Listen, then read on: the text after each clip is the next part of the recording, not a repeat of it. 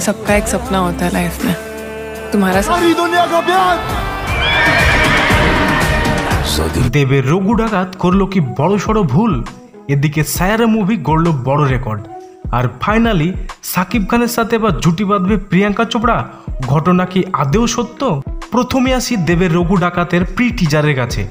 বর্তমান অবস্থায় দাঁড়িয়ে বাংলা অভিনেতা বা পরিচালকরা এটুকু বুঝেছে বাংলা ছবিকে সমানে টক্কর দিতে হবে দক্ষিণী ও বলিউডের ছবিকে। তার জন্য একজন পথপ্রদর্শক প্রয়োজন, যার দূরদৃষ্টি এগিয়ে নিয়ে যাবে বাংলার ছবিকে। আর ফাইনালি সেই পথপ্রদর্শককে বাংলা ইন্ডাস্ট্রি পেল। তিনি আর কেউ নয়, তিনি হলেন দেব। এর আগে খাদান ছবি দিয়ে বাংলার এমন অবস্থায় এক নতুন রেকর্ড সৃষ্টি করেছে। সেই সময় দেব বলেছিলেন রঘু ডাকাত হবে খাদানের বাপ লেভেলের ছবি। ফাইনালি তার ঝলক ফুটে উঠল রঘু ডাকাত ছবির প্রি টিজারে। তবে অনেকে বলছেন প্রায় সব জায়গায় এআই ব্যবহার করা হয়েছে, কিন্তু একটা বিষয় লক্ষ্য করা যাচ্ছে, এআইকে মেকার্সরা কিন্তু বেশ স্মার্টলি ব্যবহার করেছে এবং এখানে প্রায় সব শটগুলিতে ডার্ক টোন ব্যবহার করা হয়েছে, যাতে সিনগুলি অন্ধকার অন্ধকার দেখাচ্ছে, ফলে একটা সিনেমাটিক ভাইব আসছে। এটা কিন্তু একটা ভালো দিক। এই প্রি টিজারের প্রতিটি শট দেখে এটা বোঝা যাচ্ছে বেশ যত্ন সহকারে প্রি টিজারটি তৈরি করা হয়েছে। দেবের চোখের এক্সপ্রেশন, টিজারের বিজিএম, ডায়লগ অসাধারণ লেগেছে। বাংলা ছবিকে এগিয়ে নিয়ে যাওয়ার জন্য দেবের মতো একজন ভিশনারি মানুষের প্রয়োজন। আপনাদের কি মনে হয়? আর রঘু ডাকাতের প্রি টিজার কেমন লেগেছে অবশ্যই জানাবেন। এবার আসি সায়ারে মুভির কাছে। এই ছবিটির ক্রেজ এত পরিমাণে বেড়েছে, বড় বড় ছবিগুলি মুক্তির ডেট থেকে পিছুপা হচ্ছে। অলরেডি ছবির গানগুলি দাপিয়ে বেড়াচ্ছে সারা দেশে।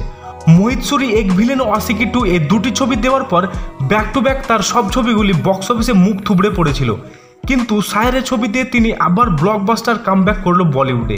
এই ছবির দুই নিউ কামার আহান পান্ডে ও অনিতি ফাদ্দা, তারা দুজনেই আছে বেশ সমালোচনার মাধ্যমে। অনেকে বলছেন আহান পান্ডের অভিনয়, তার এক্সপ্রেশন পারফেক্ট ছিল, এমনকি অনেকে বলছেন তার ভয়েসটাও অনেকটা রণবীর কাপুরের মতো। অন্যদিকে নেটিজনেরা এটাও মনে করছে আলিয়া ভাটের পর আরও একজন দক্ষ অভিনেত্রী বলিউড পেল অনিতি ফাদ্দার মাধ্যমে। তিনি অলরেডি ন্যাশনাল ক্রাশে পরিণত হয়েছে। যারা এই ছবিটি দেখেছেন প্রায় সকলেই ছবির গান, হিরো হিরোইনের অভিনয় নিয়ে প্রশংসায় পঞ্চমুখ। কেউ ছবিটিকে দিচ্ছে 5, কেউ 4, কেউ 5-এ 5। এমনকি ছবির অল ওভার ওয়ার্ড অফ মাউথও বেশ ভালো। 60 কোটির ছবি অলরেডি এখন পর্যন্ত 320 কোটি রুপি কালেকশন করে ফেলেছে। ফাইনালি আসি সাকিব খানের কাছে। তাহলে 2026-এর ঈদ উল ফিতরের সিনেমায় চুক্তিবদ্ধ হলেন সাকিব খান। এই সিনেমাটি পরিচালনা করবেন আবু হায়াত মাহমুদ। যদিও ছবির নাম এখন পর্যন্ত চূড়ান্ত হয়নি। রাজধানীর একটি 5 স্টার হোটেলে নাম চূড়ান্ত না হওয়া এই ছবিটির চুক্তিবদ্ধ হয়েছেন সাকিব খান। এই ছবিটি ক্রিয়েটিভ ল্যান্ডের ব্যানারে প্রযোজনা করবেন শিরিন সুলতানা। তিনি এবার প্রথমবারের মতো সিনেমা প্রযোজনায় নাম লেখাচ্ছেন। এখন পর্যন্ত যেটুকু জানা গেছে, এটি একটি অ্যাকশন ফিল্ম হবে এবং দর্শক লার্জ দ্যান লাইফ হিসাবে বিগ স্ক্রিনে দেখতে পাবে।